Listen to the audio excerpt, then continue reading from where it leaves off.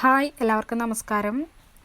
ഇന്നത്തെ വീഡിയോ ഞാനൊരു ചെടിയെ പരിചയപ്പെടുത്താം. നമ്മൾ കർക്കിടക മാസത്തിലൊക്കെ ഇതിൻ്റെ ഇല തീർച്ചയായിട്ടും തോരൻ വെച്ചും കറി വെച്ചിട്ടൊക്കെ കഴിക്കാവുന്നതാണ്.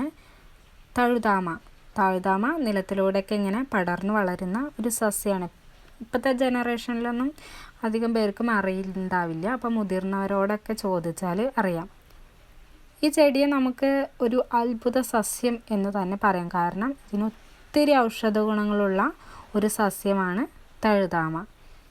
ഇപ്പോൾ കർക്കിടക മാസത്തിൽ നമ്മൾ ഒരുപാട് ഇലക്കറികൾ കഴിക്കും. അപ്പോൾ നിങ്ങൾ തീർച്ചയായിട്ടും തോരൻ വെച്ച് കഴിക്കേണ്ട ഒരു സസ്യമാണ് തഴുതാമ. പണ്ടുള്ള ആളുകളുടെയൊക്കെ ആരോഗ്യരക്ഷ എന്ന് പറഞ്ഞാൽ ഇതുപോലുള്ള സസ്യങ്ങളാണ്.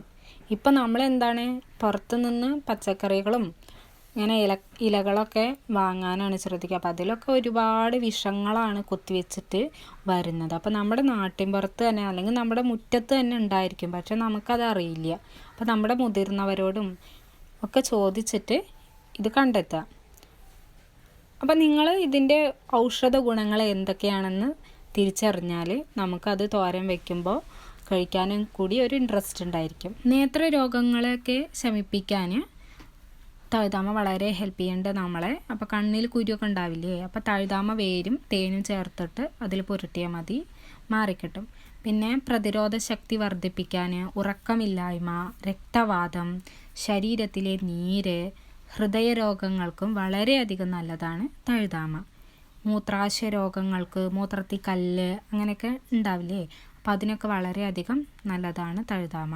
മലബന്ധത്തിന് തഴുതാമ കഷായം കഴിക്കുന്നത് നല്ലതാണ്. രക്തവാതം ശമിക്കാൻ വെള്ള തഴുതാമ കഷായം വെച്ച് കുടിക്കാം.